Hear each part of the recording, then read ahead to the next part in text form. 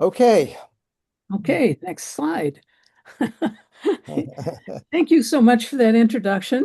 I think I will repeat some of it accidentally because I had forgotten, but I'm very honored to be here. I love this group because each one who speaks is talking about all the things they've learned over their lifetimes, or how they've knitted that into acupuncture, and that's very fascinating to me. We all come from different angles, and I think that's what made anthropology so much fun. So, in my case, I've always been interested in medicine, partly because I was a sick child, no doubt, and I was exposed to all kinds of medical systems wherever I went. Not that I cared, I was interested rather than frightened or resistant or something else. I was just curious. So, so here I am as an elderly adult asking, how does one set about comparing medicines? Can you do it with minimal judgment? And you'll see why I ask that question. And why would one want to do that anyway? So as a practicing anthropologist, that's very important to me. I would like to see the American healthcare system change in the direction of a good deal more relationship.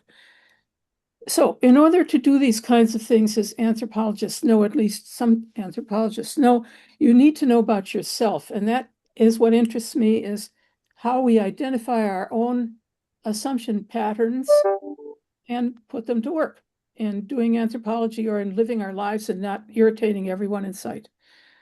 But not everybody thinks about life that way. I mean, novelists do, and maybe some social workers do, and there are people who do, but philosophers. Anyway, when it comes to comparing medicines, there's a lot of judgment going on. So, next slide, please. A lot of people Okay. don't see any reason to do this, by the way. So, I'll just take a couple of slides on words matter. So, biomedicine is dominant in the US, and it's usually called simply medicine. This shows up in this equation I've got in front of you: medicine colon all other medical practices. If you're in, I don't know about your backgrounds, okay, but if you're into medicine at all, if you read the literature and commentaries out there, you will discover that the great majority of writings are exclusively on medicine, meaning biomedicine, and only meaning biomedicine. So there's a very major problem of scale and identity here with, some of the comparative work that was done in the 90s and early 2000s sort of threw everything that wasn't biomedicine into one hopper and asked who uses what. So that meant that if you used garlic supplementation, you were in the same category, bin, as the people who were using Ayurveda. Well, that's not a really good scale approach. And an identity approach, neither one. So I've just got a couple of experiences. Here are some experiences where people's assumptions show up. And I interview all these people for my book. There's a lot of interviews. So a doctor of chiropractic said to me very fiercely, I do not practice medicine, and don't say that I do. Okay, what did she mean? Well, if you know the history of chiropractic, it started in the late 1890s and was instantaneously attacked by biomedicine under the guise of the AMA. They fought to survive and survived mainly in rural areas. And it was until the 1970s when the Supreme Court told the AMA to lay off.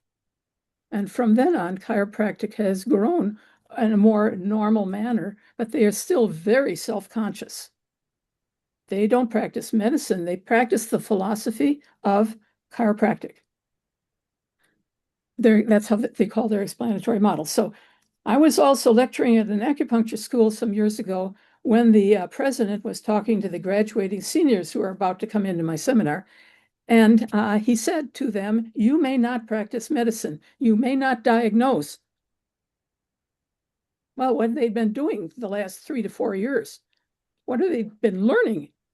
Of course, they'd been learning a different medical system and a different way to diagnose.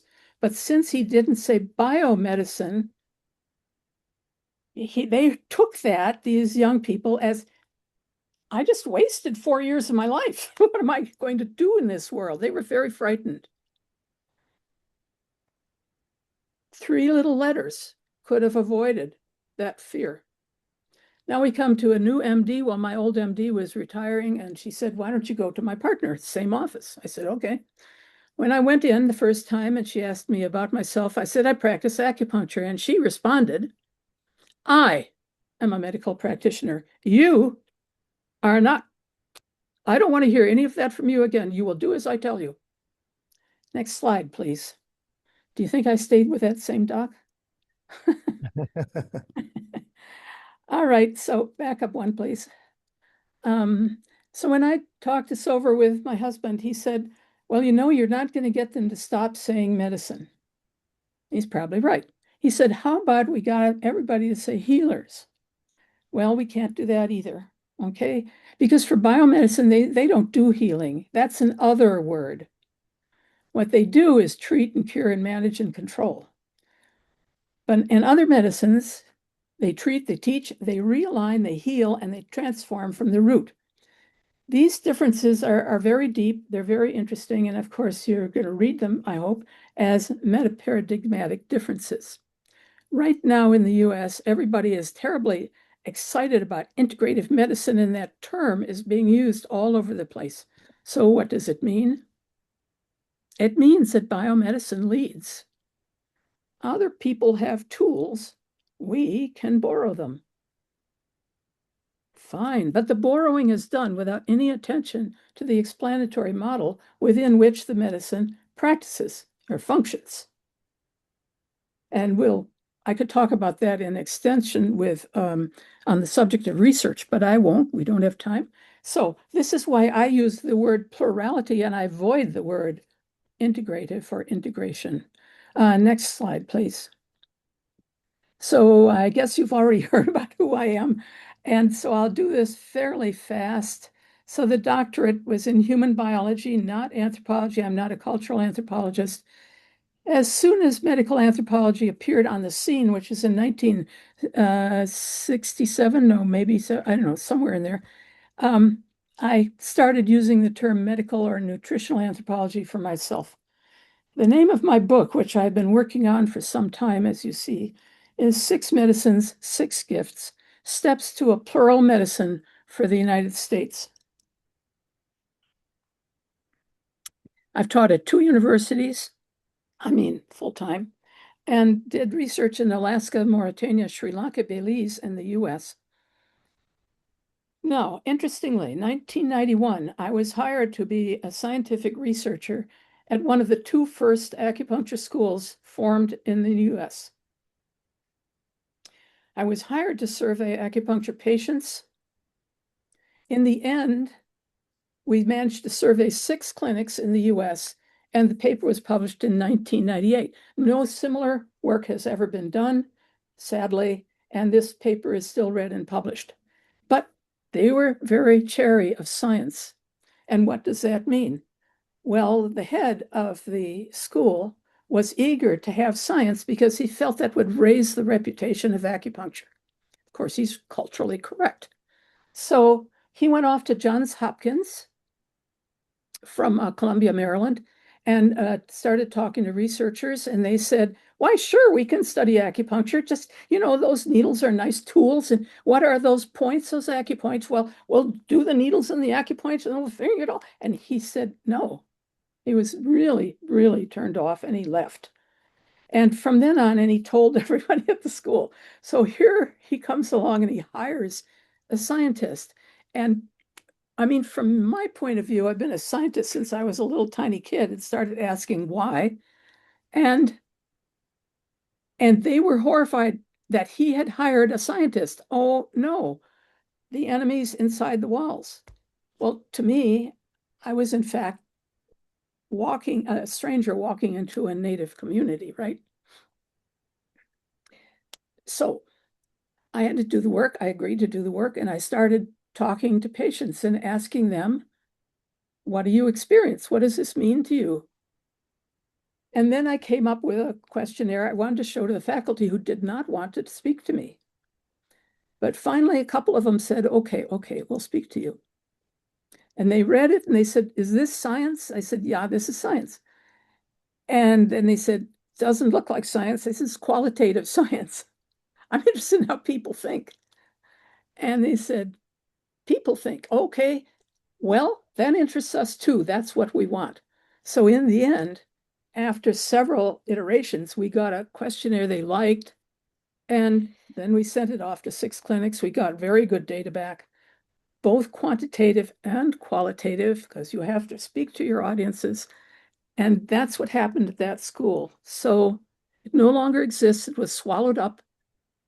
And anyway, that's an unfortunate story. So, and another one. So anyway, while I was there, I got linked in with all kinds of non-biomedical practitioners. And I was labeled a methodologist, which is fine. I think I was, at least qualitatively, and at least back then. Things were really exciting in the alternative medicine area in the 1990s, the late 80s and the 1990s, until the expansive thinking of that time was quickly put back into reductionistic thinking by the late 1990s. So up to that point, there were lots of new journals. There were these special meetings and so forth. It was really fun, I can tell you that. So I served on the editorial board for NIH, and then I was the editor of the Journal of Alternative and Complementary, which is now Integrative and Complementary Medicine. I'm still there. I have papers to review right now, mostly on Chinese uses of acupuncture, but anyway, it's a lot of fun. And then I get things from Guatemala now and then and so forth. So I went to acupuncture school. So I went all the way into that other native population. I became a practitioner and I practiced for several years. And I also, in the process, edited the first text on acupuncture medicine. Next slide, please. So as you can see, anthropology never went away. It's deep in my heart. You're going too fast, please. Yep. I wanted to know answers to why is medicine more real than other medicines? What has led the US into the biomedical straits it struggles with today? And why are the other medicines largely ignored? And by the way, I forgot to put on the list. I did a postdoc at Johns Hopkins on the history of medicine. The history of medicine is essentially biomedicine. Okay, so they didn't talk about all the medicines of the world. Anyway, I still got the postdoc. So in my book, I start with a toolbox, 7 chapters long, and asking, which gives people tools. They can study any medicine or a smaller scale practice from the inside first, from the outside. You know these words, emically and ethically. And what I would like to see happen is that the US would shift toward an intentional plurality and give people enough education and enough knowledge so that they could use the array that's actually available to them. Next slide. Use it efficiently. Next. Oops, Yeah. sorry. So now I've got an agenda for you. So because this is quite complicated, I think, I'm going to go through a great deal of information pretty fast. We'll start with the universals, which is sameness. Then we'll differentiate different medicines and we'll look at the gifts that they receive because they are differentiated. Then we see that how the 6 medicines that I have put into the book devolve into 2 main worldviews. And these worldviews impose limits, but of course they can change. And then I argue at the end that combining the universals and the gifts offers potential for, next slide, the intentional plurality. So here are the universals. There is a field of medicine within which all medicines fit. It's a way of thinking about it. And as I thought about this, what is it that makes all medicines the same? Well, it's a choice in a society or among a group of people, maybe all people, to recognize suffering and say we don't want more of that. How can we control suffering? And when somebody's already suffering, what can we do about it? That's the origin of medical care. So as I thought about it, I realized that every single medicine system answers the same set of 5 fundamental questions. And they differentiate because they answer those questions differently.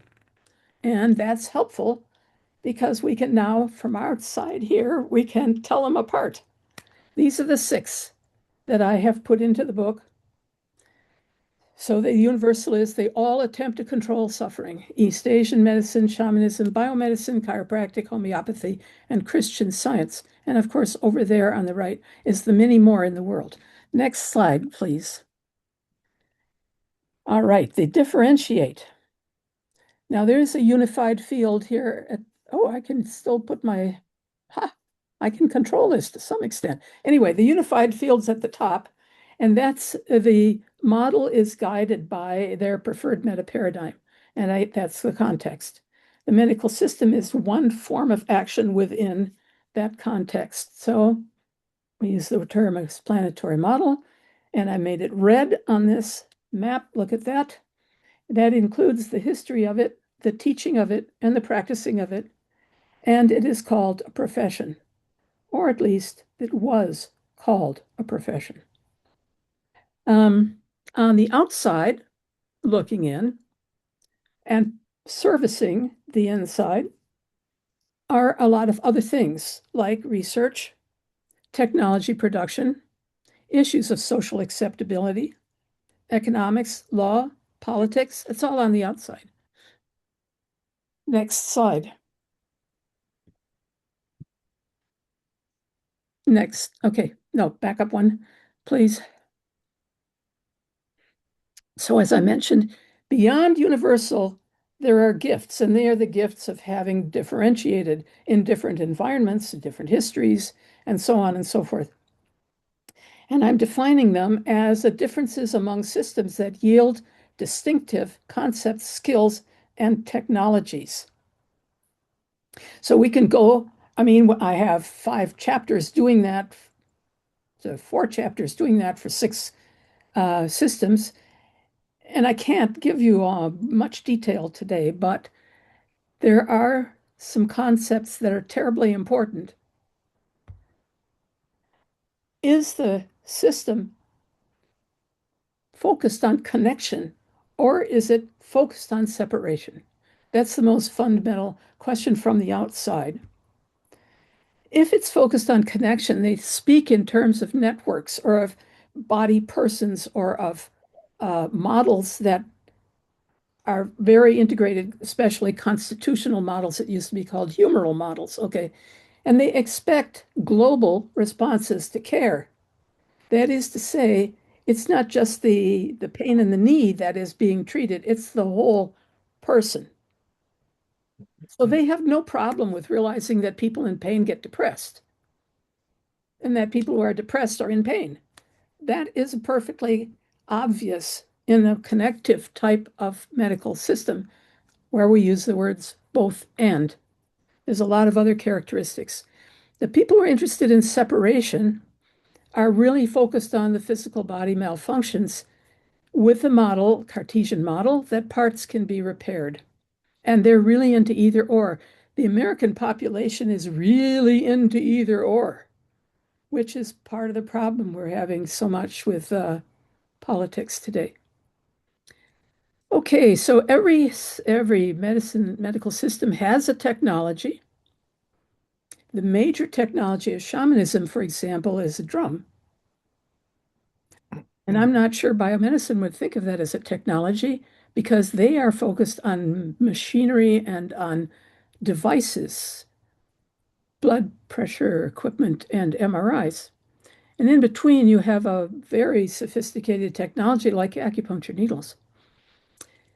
A thing about technology that I can't talk about today much is that some of it is portable, which is going to lead to lower cost.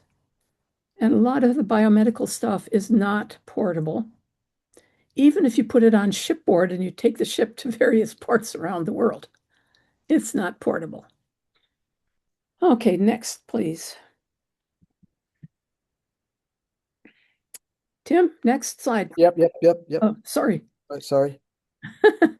Now, Did I miss Okay. one here? I think so, yeah. Yeah. Yeah. Okay, so we're up to worldview. You already know what I'm talking about here. Holistic, reductionistic. And because those words are carrying a lot of weight in our society, I often try to take them apart and use what I call content type words. So there are boundary words. What kind of boundaries do different medicines create?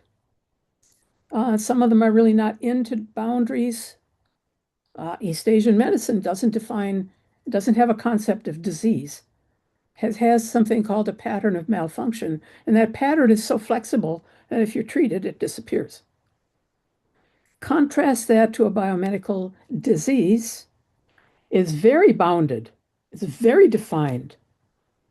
And not only that, but there are guidelines now provided to practitioners that tell them exactly how to respond to that disease. So actually, biomedicine is unique in having magnified the numbers of diseases or malfunctions far, far beyond any other medicine. And they're all working with malfunction, right? But the issue is whether they name it and create a boundary, and very often they don't. Okay, so the analytic habits we've already done, both and either or, but I want to stop on one thing, what I call one note thinking, or the habit of biomedicine to seek panaceas, which comes directly out of one note thinking. So we are old, however you think of yourself, seniors, right? So we can perhaps think back to when antibiotics were brand new. Do you know what happened when they appeared? They began to appear in the 30s. They were used as emergencies in the 40s. They were used for the military in the 40s. And then the public began to demand them. And in the 1950s, they were miracle drugs. They were used widely and everywhere. And the thinking was fairly simple. If we can knock out those bacteria, well, our cattle will be healthier. We will be healthier. And it took a little while before they realized that some people can't handle the antibiotics. It took even longer. It was till the 1970s when they began to realize that actually the antibiotics fight back. They change their genes, they exchange genes, and they become completely resistant to the antibiotic. But that's a panacea reaction. And what is the one that's happening today? If you know, just shout it out. You'd have to turn yourselves on. But anyway, it's GLP-1. Have you followed any of that? Have you read about it? If you have, you'll see that it's all over the place and everyone is shouting, hooray, hooray, because it can deal with, according to this, well, it started with diabetes. Okay, great. And then it got to people who were overweight. And now it's for heart disease, kidney disease, liver disease, Alzheimer's, and let's keep going. It's a panacea, except it isn't, of course. So then you have to look at the other side of the coin. Anyway, this is a habit of thinking. And and then you see perception words. And let's just go to the bottom here. Too many words. The issue of metaphor. A lot of people don't really realize that every word that comes out of our mouth is a metaphor, number one. And number two, that all of the stuff we talk about, we're always talking in models and metaphors, always. But biomedicine says, and you can find this written everywhere, that they are analytic and rational, particularly rational gets me, and they're scientific. Whereas, remember the policeman who's got that colon? Those people over there aren't, despite the evidence that they are. And also, the evidence is a lot of irrationality everywhere. These are favored words. And when we're trying to compare, we need to pay attention. Next slide, please. I hope I'm inside my time here. I'm not quite sure. So medicine's changed, mention that. And here's our drawing again, only the medical system in the middle this time is biomedicine or allopathy. And there we have the words again, teaching and practicing. And I left out history for good reasons. Um, what has happened here is that little line that was in the previous one that made the medical system distinct within its society has disappeared. It's been breached. It isn't disappeared, but it's breached. And we don't have patients and practitioners anymore today. We have providers and consumers. Now, what does that mean? We have switched from a medical system to an economic system. The fact that these providers are very highly educated is completely disappeared in the labeled provider. And the fact that consumers are consuming something they probably don't want to consume, such as they're ill and they need medical care. Okay, but they're consumers anyway because they're spending money. It's a wholly different environment from where it used to be. Wholly different. And in this environment, observation is disvalued. That is why MDs are given guidelines, because they're not really expected to pay much attention to the patient or to use old-fashioned methods of observation, such as physical assessments or listening to the patient. And the science that's emphasized is reductionistic. And I think you probably know a lot about this, that technology production produces machineries and devices and pharmacy and watches where you can track your blood pressure and your breathing all day long, which is, from my point of view, not a great idea. And it's encouraging a pathological arrow instead of a focus on health. But anyway, this is where we are right now. Next slide, please. Of course, as I said, worldviews can change. And a very important thing in biomedicine is it has beginning to recognize, so it's rarely said this way, that the Cartesian approach, the reductionistic approach, is hurting them. It's been great in terms of producing technology and all kinds of forms of separation where the body can be understood in wholly different ways, but it's beginning to not work. It's very expensive. The science is often very questionable. And the people have been left out. So what are some evidence of biomedicine in this emerging branch or stream, as maybe I should have said rather than a branch? Anyway, they are edging toward holism by, saying patient-centered care. Let's have patient-centered care. Another example of that is hospices, where it's... Okay, good luck. What?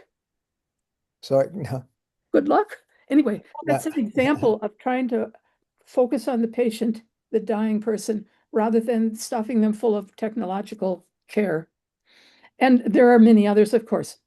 So acupuncture, interesting, is also changing. In the presence of biomedicine in the US, it's becoming more reductionistic. Whoops. And chiropractic is having a hard time. It's backslide. There we are. Chiropractic is riding a line because its philosophy of medicine is holistic and spiritual, and its practice is reductionistic. And then homeopathy, fascinating things going on with homeopathy. It has been largely rejected at the highest levels all over Europe and all over the US and Canada and basically everywhere, except that was the higher up. The people are still using it and demanding it. And meanwhile, the efforts in research are turning out really interesting data when you go to the quantum level and you start working with nanoparticles. It seems that homeopathy is going to become an acceptable medicine one of these days if people will let it in the door. Next. And so I'm edging toward an intentional plurality, that universals are similarities that link all medicines and the differences link them in a different way. So some of the universals, you've heard the basic one about suffering. Beyond that, they are systems. They all offer a technology, and the ones that I picked are all available in the US. Sometimes I wish I had picked a different set, but that's the set I picked. Someone can write a second edition and add the others. Okay, what about the differences? Now we're talking about self-definition here, okay? Not my definition. East Asian medicine homeopathy, and shamanism all self-define as holistic. So they're all into networks. They're all into self-healing. They all see the human body as sturdy, and they focus on health. Chiropractic rides a border, as I mentioned. Conventional biomedicine is intensively reductionistic, which means it focuses on the body and fixing it, which is a machinery image, a material image. And they have all kinds of ways of fixing, and many of them are really fantastically good. Then there's the emerging biomedicine, which is trying to deal with the limitations of the reductionistic biomedicine by reintroducing both the practitioner who could think and the patient who would like to speak and be heard. And Christian Science, I picked on purpose because it's an outlier. It's a healing religion, so it doesn't even fit. It doesn't fit on a map with these others. I'm not going to show you the map, but there is a map, which is imaginary and or notional as yet because we don't have enough data. And anyway, the edges of these, none of these are fully bounded, are they? So next one slide. Okay, so this is one model I will show you, what I call the tree of malfunction model. So here's your tree, right? It has all these beautiful leaves at the top, has a trunk, and it has roots. And all together, this is a living organism. Reductionism forgets that human beings are living organisms quite often. Anyway, up here we have these leaves, these beautiful leaves, and they're separate from one another. And that's where the issue of diseases and specialties and so on falls, particularly loved in conventional biomedicine. They are thinking a lot up here in the leaves. And now I'll go down to the roots. And down here at the roots, we have physiological responses of body persons in community. And they're often expressed as spiritual or as energetic. The term physiological is a formal and outside philosophical term. It's not an inside term. Okay, but they are interested in community. They're interested in people. So, and now they're living. And in there you have, and they talk about roots. They're going to work at the root, and then if the root is healthy, you won't have any problems up above in the tree. All right, shamanic practice, East Asian medicine, homeopathy, Christian Science, start at the root. They argue that you start at the root. Christian Science has only the root. It does not go up to the trunk. The others face malfunction in the trunk. Now, what's interesting about this is that if we go back up to the leaves, the making of multiple diseases and specialties is because of the boundary setting. But in the last, I don't know, 40 years or so, biomedical researchers have discovered that there are some things about diseases that are very much the same. One of those is inflammation. And if any of you get blood tests once in a while, they're probably testing you for inflammation like A1C tests. They're looking for not the inflammation that comes in when you cut yourself, but an inflammation that's even hard to feel in your body, but is showing up as a physiological response in your body. And that's new. That's a new finding for biomedicine, a new way to look down to the trunk. And this is also new, believe it or not, even though it's so talked about among human beings, lay people, is stress. The common term is stress. What they mean is distress, not eustress, distress. And that also is similar among disorders. If you have pain, you will be distressed in several other ways. If you have a chronic disease, you will be distressed in numerous ways. But this wasn't, in a sense, noticed. If you just formally define a disorder as a leaf, you can ignore the suffering of the patient, the person. Okay, so that's one of the places where biomedicine is rapidly changing. And for them, it's a discovery. I actually collect articles in which they say, we have discovered that the kidney and the heart are connected. And I'm like, you put that in the newspaper? That's my first reaction. You put that in the newspaper? Well, yes, they did, because they've gone down, down, down, down, down, down, down, and they've discovered some particles that communicate between the heart and the kidney. Now, if you know East Asian medicine, there would be no question that the heart and kidney are in communication, but they're not particularly interested in the tiny particles.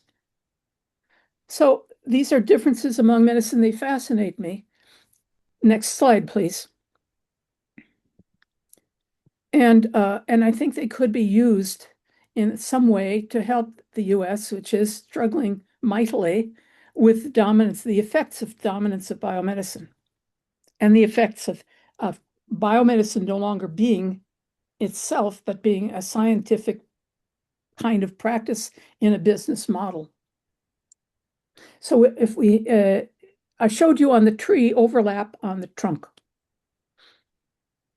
But of course, if you want to do something as ambitious as this, you have to get people to invest in a number of ways. And so I'm not a policy person. I'm a thinker sort of a person, and I am going to make some suggestions nevertheless. The first is to call biomedicine by its name. I believe anthropologists have been doing this pretty much for a long time. Basically, no one else does, maybe some social scientists. And not only that, it's hard to change your word. It's very hard.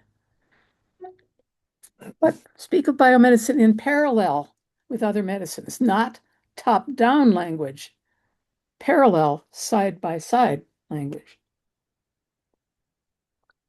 And that would require people, whoever they are, to accept that the medical point of view of other medicines has value and validity.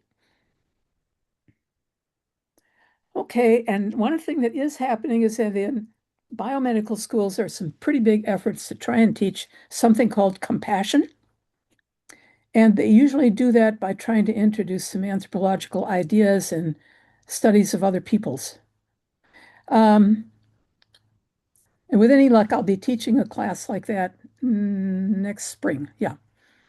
But it's not, we need this not in biomedical schools, we need them in all medical schools, right? You have to accept that there are lots of medical schools and they all need to know about the other guy and how to refer to them, how to use them, how to refer to them. And right now, it's very difficult to do referrals.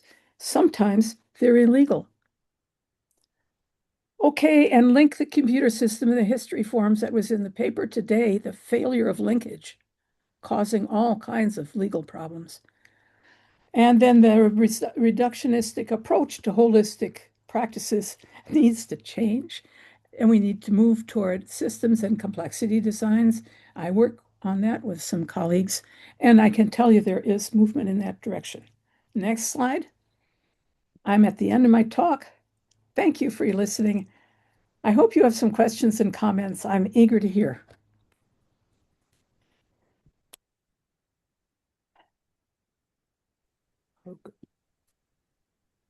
Okay, thank you very much.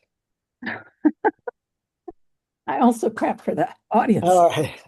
Well, phew, we did go through a Wow. lot and fascinating stuff. I myself am not a biomedical anthropologist. Hope I'm using the term properly. But it would be good to hear from them. Some of them are here and would like to hear what they're thinking.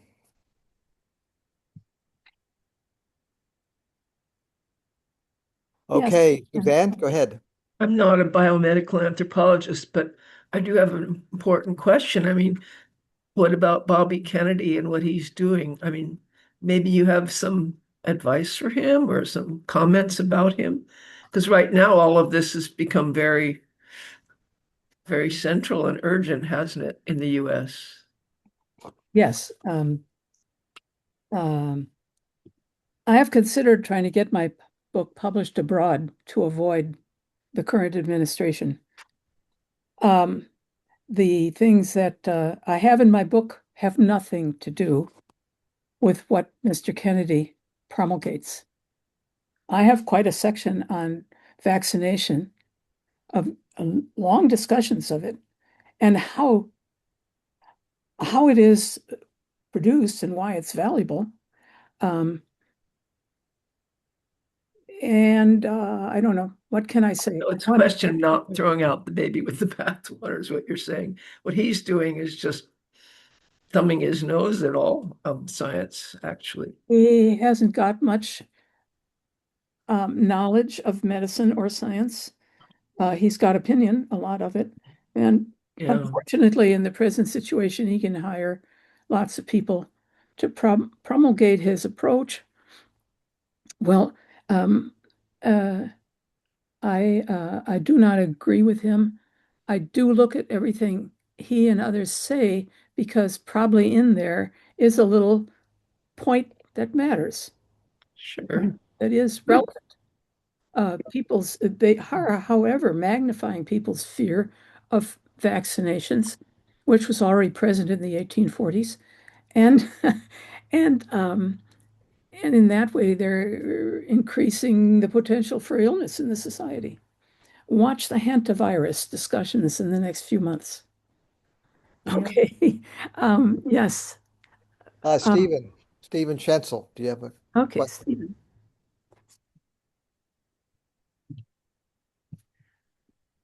You have to I can't hear you.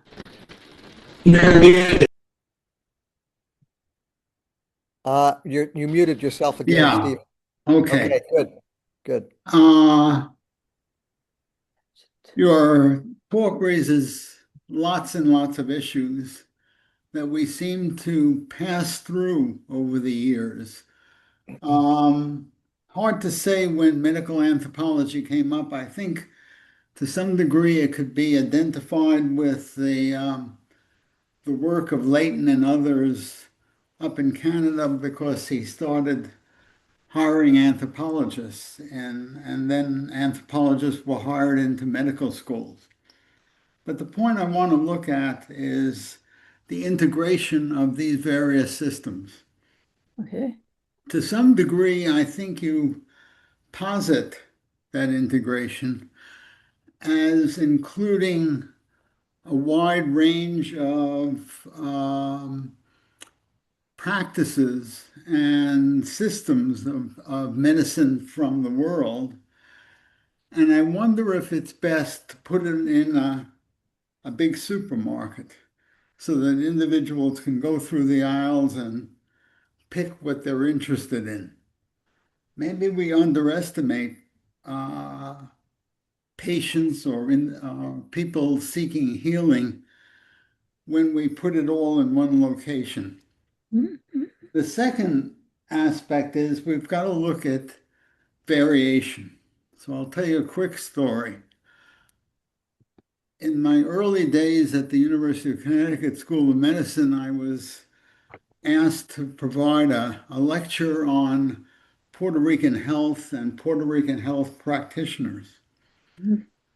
I didn't feel that comfortable about doing it, but I did it anyway. And one of the individuals in that session went out to use this material. And he was with a patient, and the patient said, "You know, I have this big feeling of a lump in my stomach." And so the practitioner said, "Oh, you've got empacho." He said, "No, I don't believe in that shit." So how do you respond to that? Well, I think that's great. That's a wonderful example. Sure, of course not. Um, I do have a section on empacho because it has a fairly well-developed explanatory model, which has been mapped by somebody else, not me, for sure. Um, and I actually had a patient practicing acupuncture. I had someone come in and say, "I have empacho." Well, that's one of the things medical practitioners have to do is translate whatever their patient tells them. They have to translate it first from the patient to themselves and then within their medical model. So I said, you have empacho, and they had just given me all their details. And so I had to translate it into Chinese medicine terms, right? And that's so typical of what goes on. Now, in this case, they said they had it, so I wasn't offering it to them. And I didn't usually offer the pattern labels to patients because we have been taught to attach to our disease labels, and it's rather unhealthy. So if I had somebody who had liver qi rising, I didn't say you have liver qi rising because they might go away and think, oh my God, I have liver qi rising. What is that? It must be horrible. It's rising. Well, of course, in a treatment, it disappears. So I don't know, your guy, that's wonderful. I'm sure that happens quite often. So it's part of why you have to listen, not jump. Okay. Rick, you're next. Okay, thank you. I think it's worthwhile to go back to the Hey, Rick, hold on a second. Kennedy and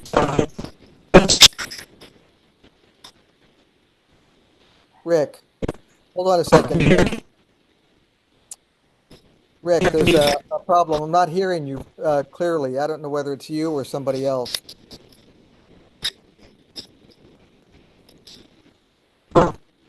Try again. having trouble hearing me. Okay, I'm not sure what to do. I'll get Hey, Rick, why don't you type it out for me and I'll read it, okay? In the chat. Okay. But in the meantime, we'll go to David.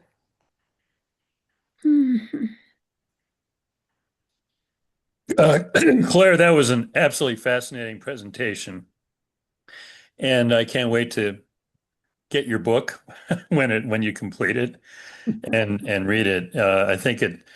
I had a lot of questions, and you actually answered a lot of my questions as you went along, because you have brought everything kind of in an integrative way all the way up to the present. I just want to say that I've been surrounded by both typical biomedicine practitioners, if you will, most of my life in all kinds of different ways through my family and friends.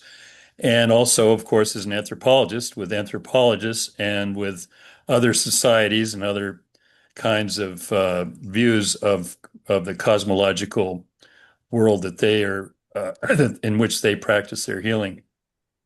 So I thought you did a wonderful job of kind of addressing all of my personal experiences, which you said we would all have, having because we draw from the elderly bracket of humanity at this point for the most part.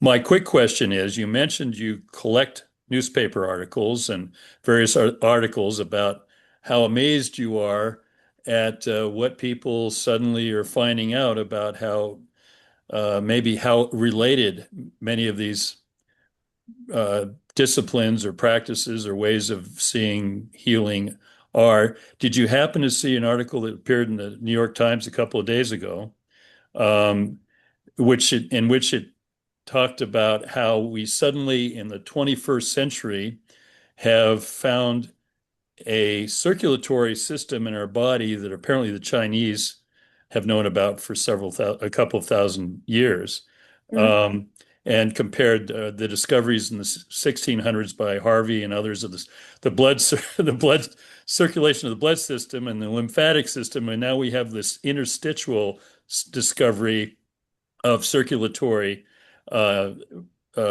medicine, if you will, which suddenly the biomedical people are discovering and finding quite valuable. But I think potentially, again, the interesting thing about it to me, and which I think you are would be fascinating to hear you address it, is how to bring the the communication communicate between these various kinds of perspectives to fully enhance all of them in ways that I think you indicate is now happening. Biomedicine is becoming integrative. Chinese medicine, Asian medicine is becoming somewhat more discreet in some ways, in trying to understand how it can communicate or be linked to biomedicine. But anyway, did you happen to see that article? And is that kind of the kind of thing you were referring to? And where do you see it going? I did not see the article, and I will look for it. But what I do know is I have I have several, but I'll only mention two articles in which reductionistically trained researchers have been working with Chinese medicine practitioners to answer questions that very much puzzle Western thinkers. So one of the ones I edited, and it's recently been published, is a study of heart failure, which is a biomedical label, and it has a set of guidelines. That set of guidelines is used in Chinese biomedical hospitals. So the question is, do Chinese medical practitioners, that is, people practicing East Asian medicine, do they recognize heart failure? Well, it would be funny if, 3,000 years old medicine didn't recognize heart failure. Yeah, that's a good question. Yeah. Question you get from a biomedical thinker. They can't know anything. They're all about metaphors. So, Yeah. pretty stories. Anyway, so the thing is, heart failure shows up, among other things, with a condition called dampness that has a capital D on it, by the way. And dampness actually is one of those things on the trunk. It can express in any part of the body.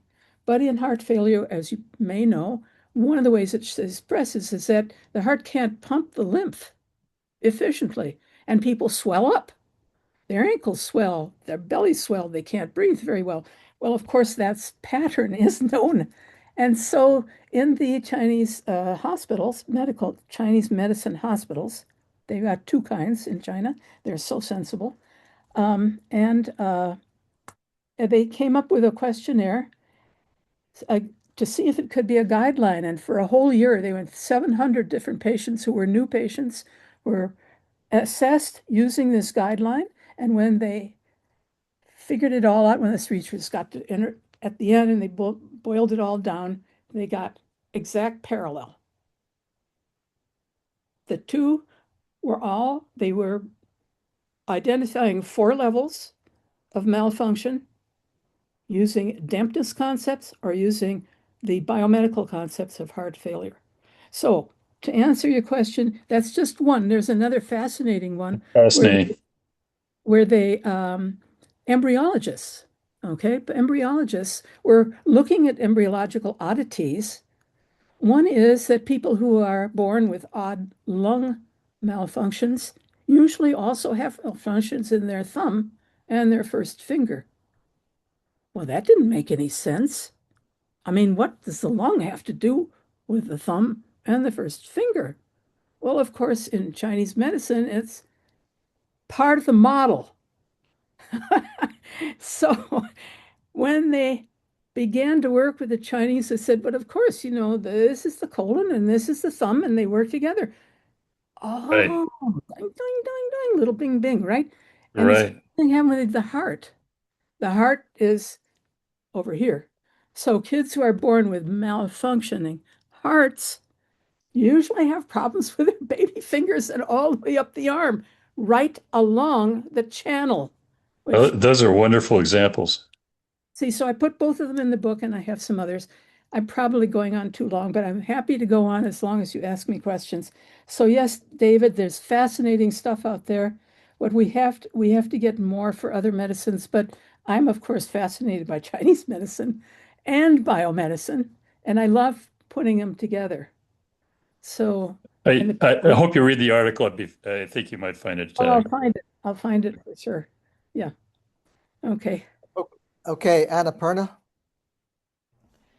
Thank you so much. And thank you, Claire. It's so insightful, so educational. I wish that this becomes part of the popular reading for not just anthropologists, and not in these discussions, but rather as part of kind of in our education in schools, colleges and universities, and also in policy making, like what you are saying and what you are proposing based on your own observation and research.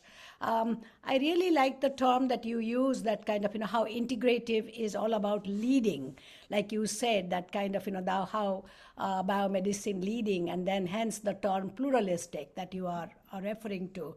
And you said that kind of how the reductionist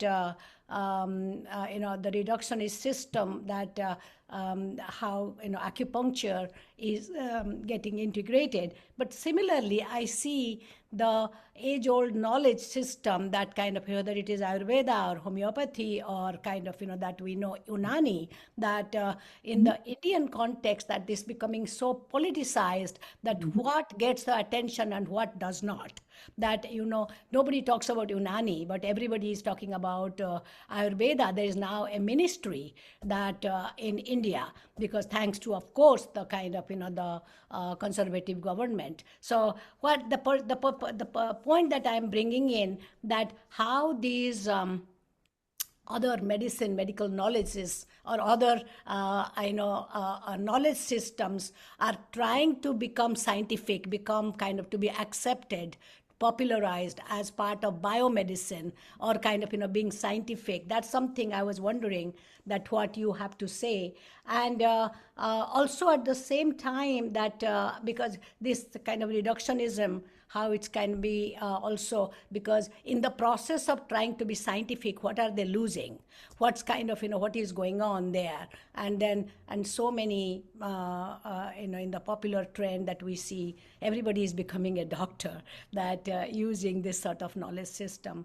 And also at the same time, there is research going on that in Kyoto at the university, Buddhist university, we found that how they're just digging into thousands years of this Buddhist texts, emphasizing on like looking into different kind of elements, like that the study is going on. So my point here is that how can we be part of the mainstream, and also what's the danger in making it mainstream, as like again the umbrella biomedicine is still prevails.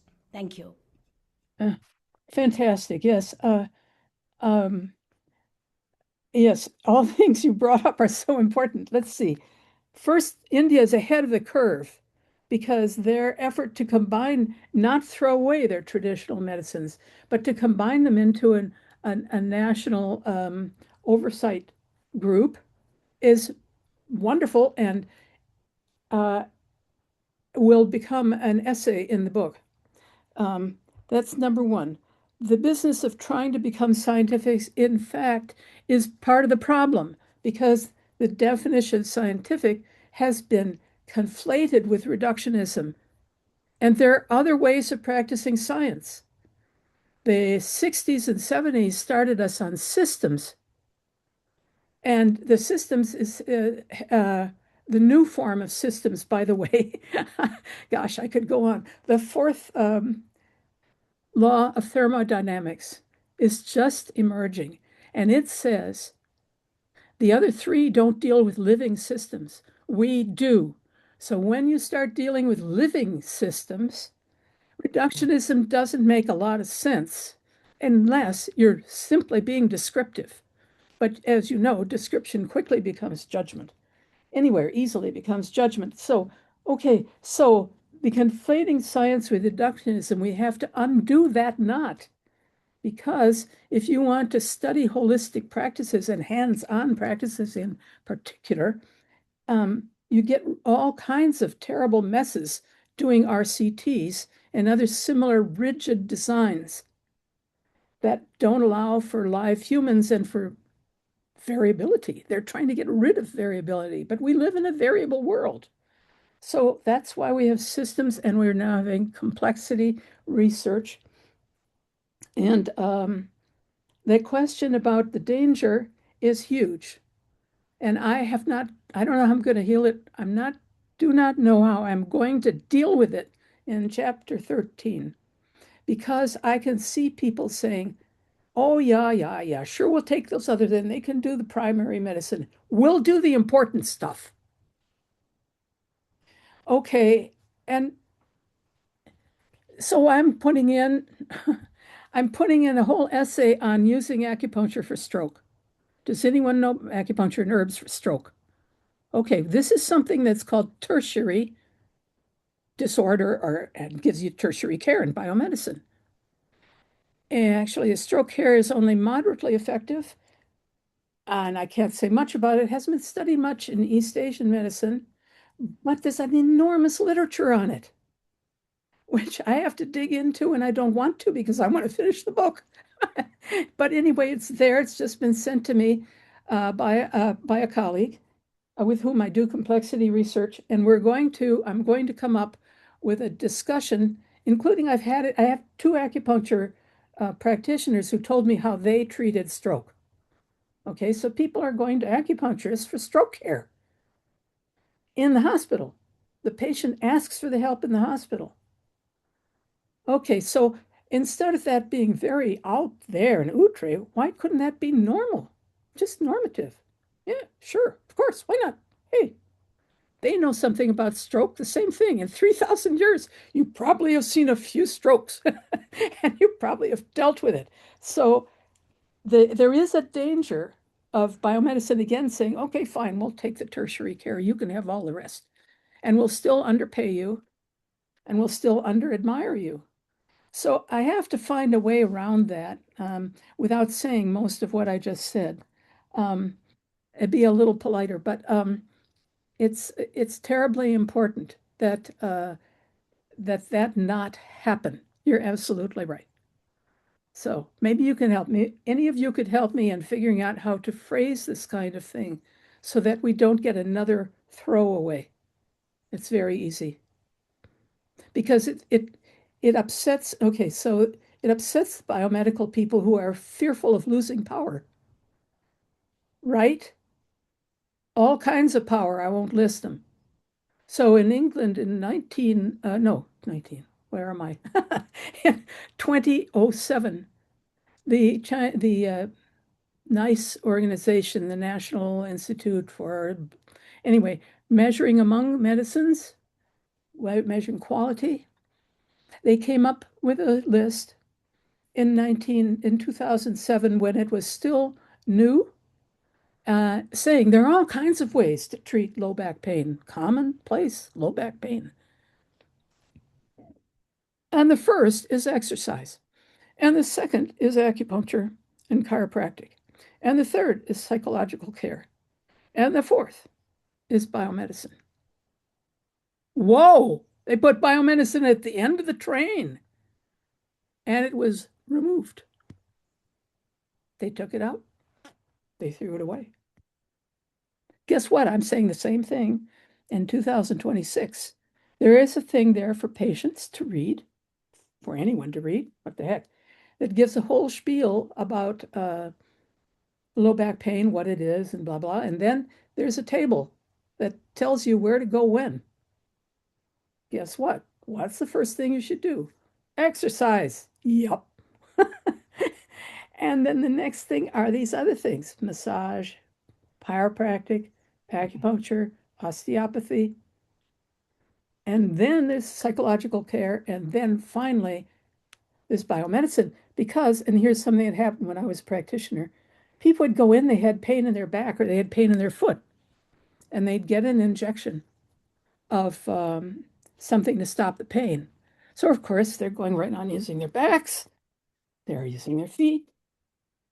And as soon as that drug stopped working, they hurt again, and they'd hurt themselves worse because they'd used their back and their foot. So it's a thing like that.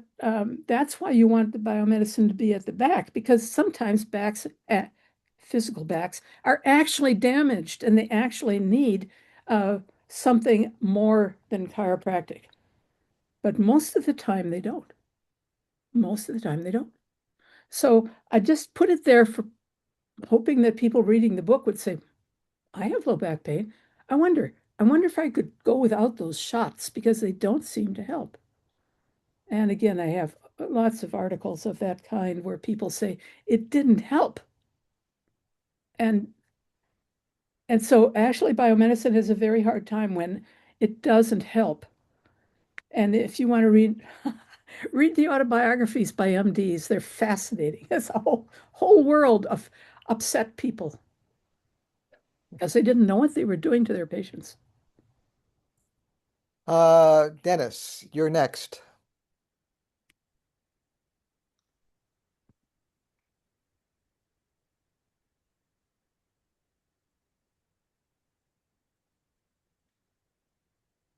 Dennis, you're You have silent. to unmute. Unmute, Dennis. Mm. Okay. Oh, did that work? Yes. Well, my pointer isn't exactly precise enough, I guess.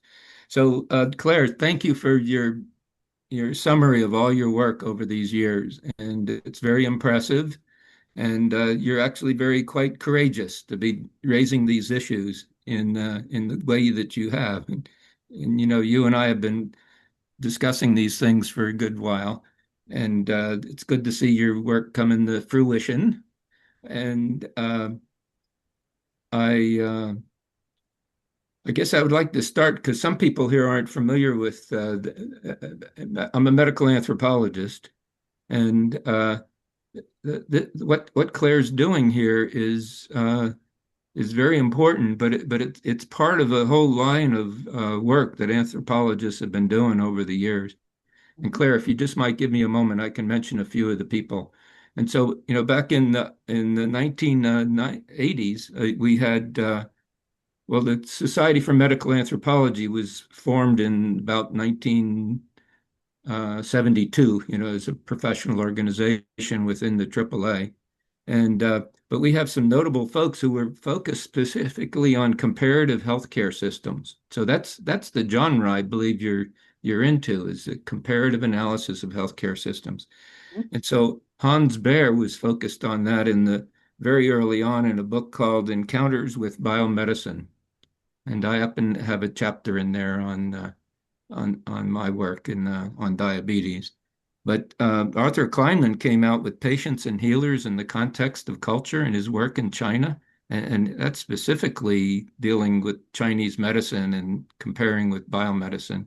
And it also puts forth a model, a very strong model, similar to what you're doing, to understand the comparative differences between healthcare systems. And in my own career, my work originally was with traditional healing among Native Americans, and especially in Oklahoma with Pietism and the Native American Church. But after that, I then focused on comparing it with biomedicine. And my first position was with Hazel Weidman at the Department of Psychiatry at the University of Miami and she had the health ecology project going. And so I was hired to be part of her staff and faculty. And we were comparing healthcare systems. You know, here in Miami, it's quite diverse. Haitian culture and Cuban, Southern Black, Anglo, each have their own perceptions of, you know, the world views that you're speaking of. Each of them have their own world views and of how the body works and their whole array of healers and she was trying to help those ethnic groups get better care from the biomedical system, the hospital, public hospital here. And so Stephen Schenzel was part of that too back years ago, right, Steve? And I then went on at the University of Florida International University, and I got into a position in the provost office as a strategic planner, and I was able to help plan a medical school where we then implemented anthropology concepts into the first year the curriculum of the training of the medical students.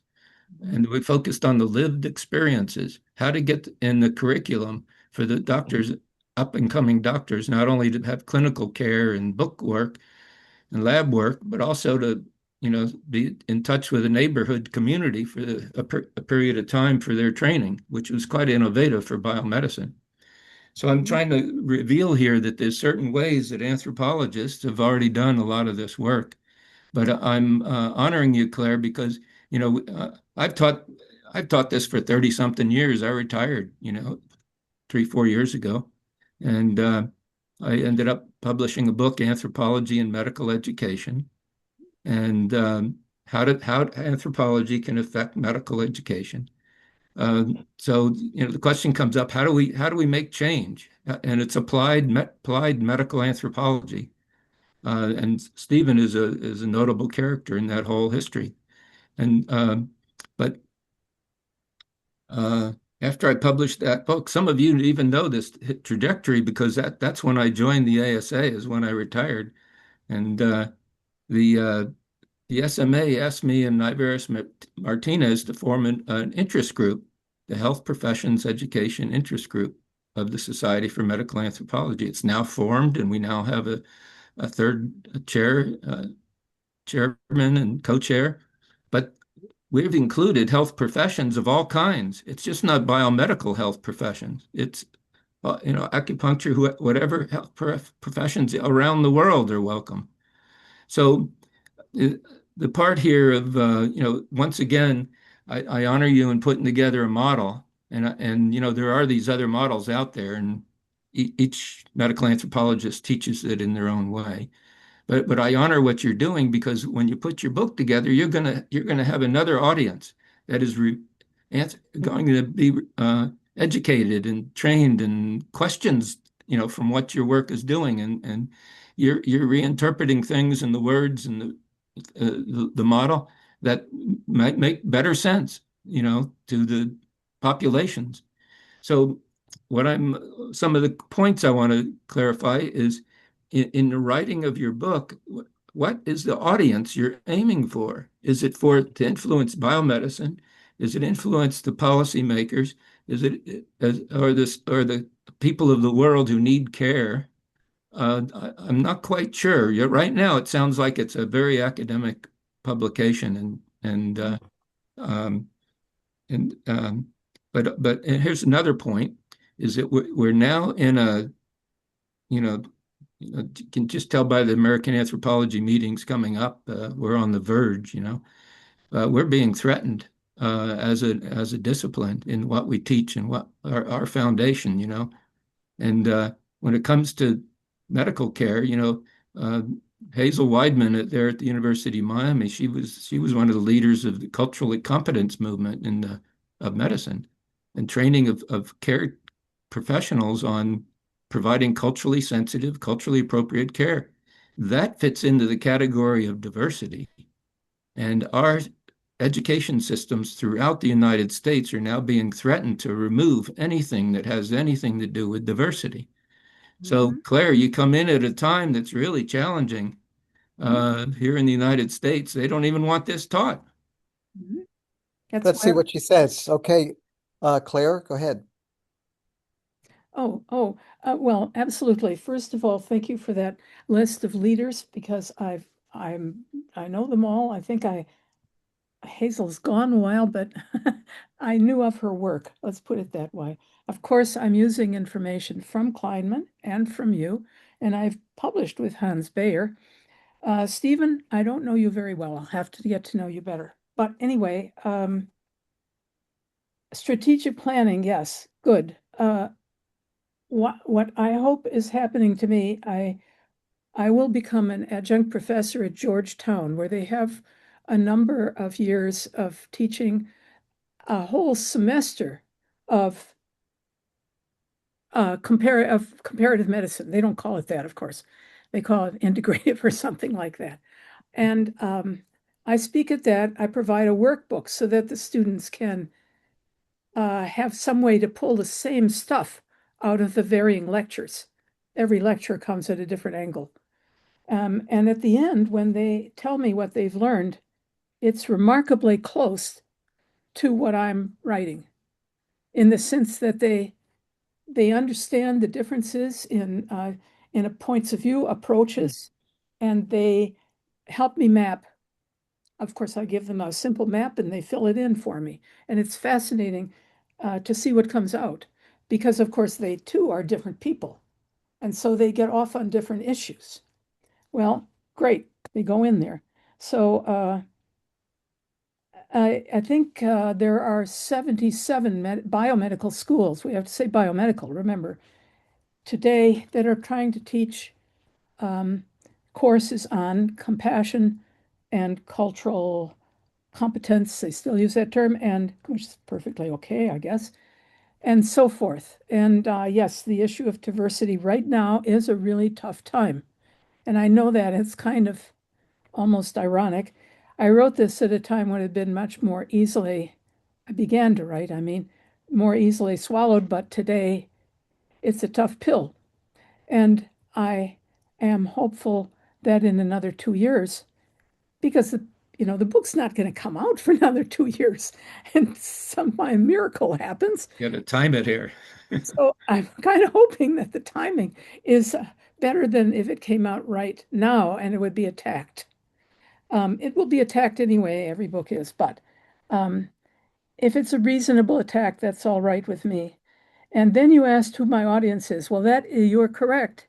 I have trouble with audience, and for you, I knew you were anthropologists and interested in this kind of stuff. So I'm not a policymaker. That's the danger of when I get to the final chapter. I have chosen the word suggestion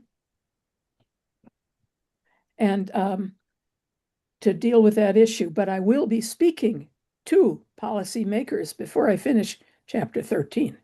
Yeah. To see where they are coming from. So the audience, partly I am keeping on because Georgetown wants this as a textbook.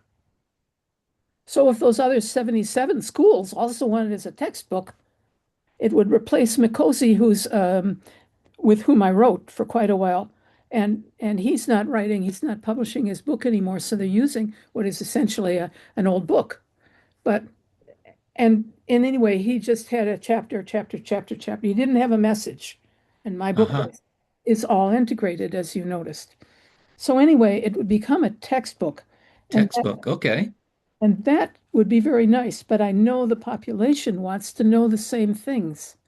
So I have come to the painful conclusion that I have to, I will publish this as a textbook probably, or a book, well, similar to like Poland's book, in these big, thick books that people read to learn something or another that he focuses on. And then make a short, much simpler book for lay people who want to know, well, tell me enough about acupuncture so I can get it. Had a long email conversation with a woman who works at NIH.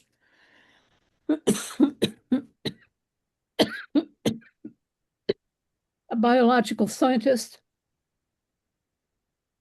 And she was frightened to go get acupuncture. So after many conversations back and forth, she finally said, okay. She wanted to know if it bothered her heart. She had an heart issue. I said, it's not going to bother your heart. It's going to help your heart if you have a good practitioner.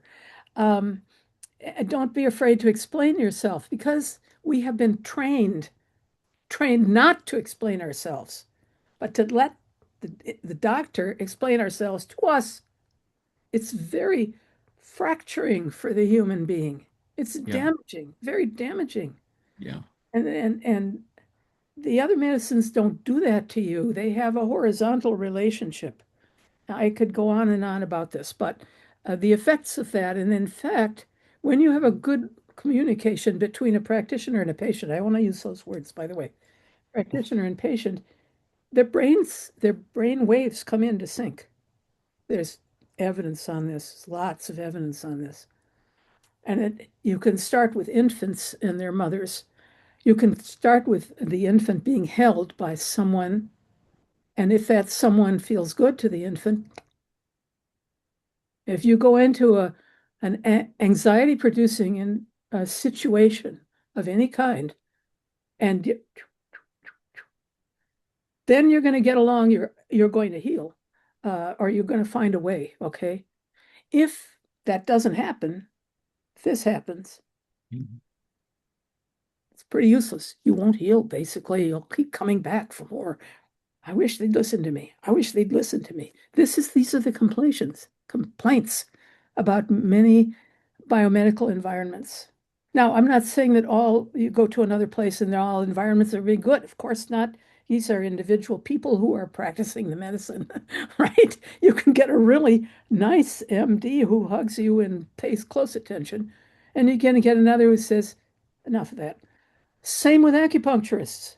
And as they get more in the direction of reductionism, you're going to get that isolation happening. It happens, and we don't have to look at the way they define diversity as a pain in the rear. But so yes, I want to at the bottom. I do have two goals, and they are in conflict. They're not really in conflict, but where does change really arise from? The bottom.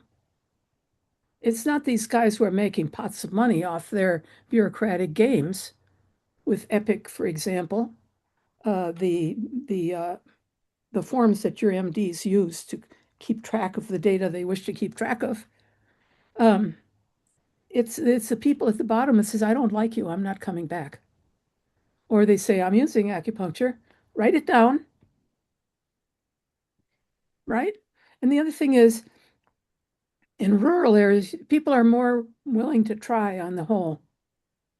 We think of people in the rural areas being kind of rigid or backwards often, but that's really not necessarily true. So I hang out a lot in West Virginia, and those people are quite willing. And surrounding them, they have all kinds of options. They know herbs themselves. They go out and collect herbs. They make tinctures like the 19th century. Okay. They have massage therapists. They have um, an acupuncturist, they have a shaman, they have all these things plus the biomedicine, right? And they're using all those things. Mhm. And when they see a nurse practitioner, it doesn't bother them at all. Fine, I got some medical care here. They're so friendly. It's such a huge change. You walk into this beautiful new St. George Clinic in Canaan Valley, and they say, "Hello, how are you doing today? What can I do for you?" Have you walked into a biomedical office recently and had anyone look you straight in the face and say, "Hi, how are you?" No, what do you want here? What's your appointment? Eh. So that's one of the ways people heal is because they're being kindly treated, right? Uh, Claire, let me, before we run out of time, let me read Rick's question because we're getting close to the end of time. Rick, yes. He says, Rick says, I think RFK Jr. does raise an important question. Yes. Not all systems work equally well for every condition. So Right. how do we determine what is helpful and what is harmful? How do we know that a COVID vaccination is more helpful than ivermectin? We need to consider evidence. I accept that acupuncture can be helpful for some situations, but it's not the answer for everything. So, effective integration of multiple systems probably also means some aspects of those systems are appropriately treated with skepticism and perhaps rejected. Yes, eh, I agree. You don't want to be too hasty in your skepticism, though. That's the problem. If biomedicine is dominant, says basically we can do everything. That's essentially what they say. And they can't, of course. And nobody can. That there are separate medical systems. This is a field, right? There's a field. People are in different places in the field. They're serving different audiences in different ways. Yes, absolutely. No question. The difficulty, I'm being descriptive here. So when we throw in the politics, that is the judgments, people are afraid. They're full of fear. They don't want to lose their power. And patients are afraid, they have been made afraid by the pathological arrow of biomedicine. And people have these phones. My daughter has it too. And they're looking at it all the time to find out what their blood pressure is and how their heart is beating and how many hours they slept last night and how much of it is our dream sleep, forgot the word. And it's crazy. It's an outsider measuring you. And for example, I have this thing that's built in on my phone. And if I walk on gravel, it tells me you're old, you're going to fall. What? Because I walked on gravel? Because they don't know who I am. They don't know anything about me except my sex and my age. That's it. So this is that outside business that I'm talking about. It's very frustrating. Yes, of course, you have to be skeptical about all sorts of things, including an awful lot of stuff which is written about medicine. I was a little horrified. There is an internet doc called Dr. Gundy. Has anyone run into him? He has just been hired by Amazon to be their doctor on call. He's a complete fake job. He has an MD degree. Oh, he has an MD degree. But I wouldn't trust him. He's busy selling drugs. I mean, no, he's selling nutrients. He's selling nutrients. And he's telling you things like, you should not eat blueberries. They'll make you constipated. Yeah. Blueberries are going to make me constipated? He has a different physical awareness than I do, anatomy than I do. Anyway, so yeah, there's a big problem here. I am aware of it. I don't really know how to. I can't solve anything, can I? I can offer my voice out there with all these other books. I have a stack this tall of books critiquing biomedicine. All of them offer something, not much at the end. I'm trying to offer more. But I'm not expecting people to turn around and say, well, that would be a great idea. Let's do that. No, it'll take a while. Past my lifetime, I think. Okay. Claire, Jay has one last question, and I think this will be the last one we have Okay. time for. Jay, do you have a moment to unmute? Unmute. Yeah. I just, well, thank you so much for this really amazing presentation and for your life work, which is just now looks like coming to fruition, and you will have a platform to really communicate with people who are going to listen. So my first question has to do with application. So you asked the question of how do you bring about change? So you will be talking to policymakers, you'll be working probably with students, you'll be promoting your book and talking with other medical schools and or other places that might be interested in quote integrative medicine. So that's all changing system. But I was thinking of something that maybe you haven't considered. There are two areas. You mentioned the ground up. So one area might be, there are organizations, umbrella organizations that are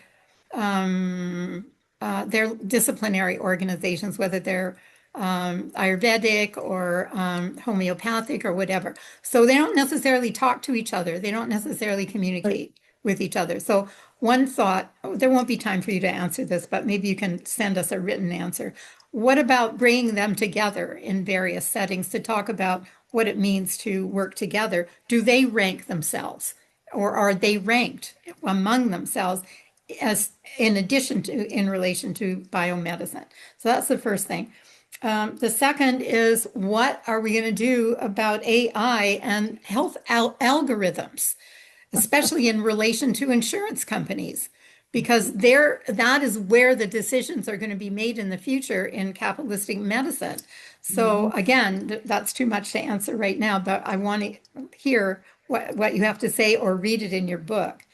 And the third has to do with consumers, because I'm going to give you an example. There's a group of people here who are, Steve will sort of say something about this, but they're women meeting on menopause.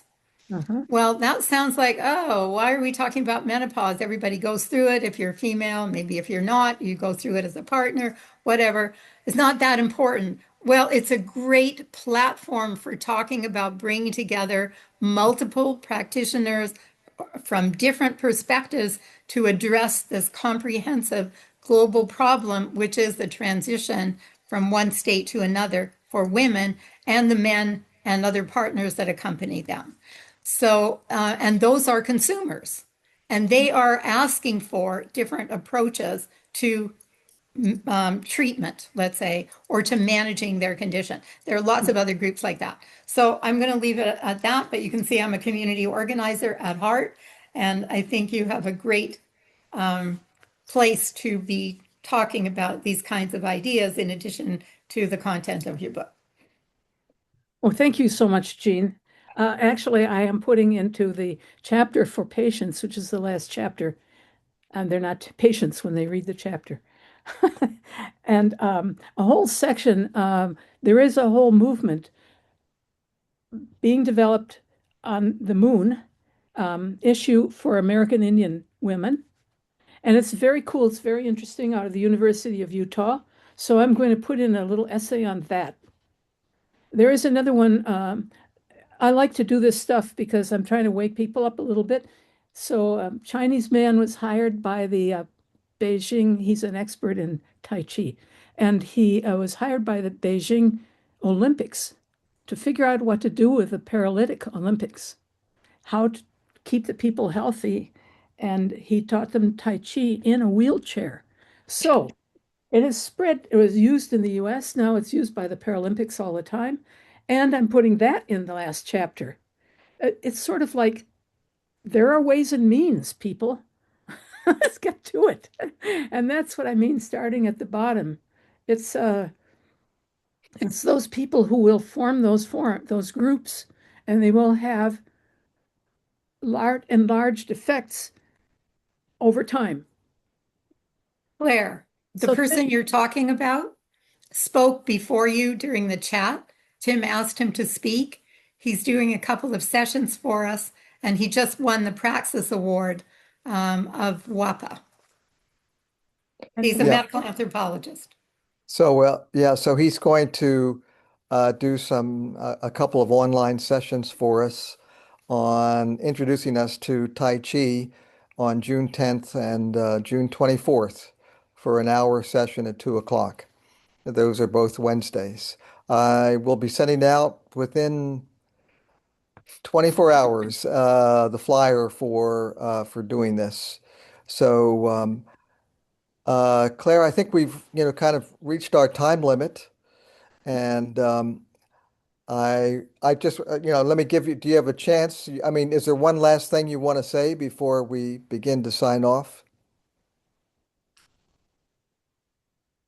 I am very grateful to you for all your questions. The points you brought up, I will pay close attention. Um, I want to say I get a kick out of my work, and I hope other people who've read bits of this are happy with it. And I feel burdened by it now, but nevertheless, I'm still excited by it.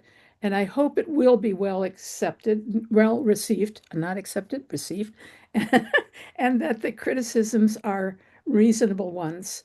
But I do feel that this is a very, very difficult time for talking about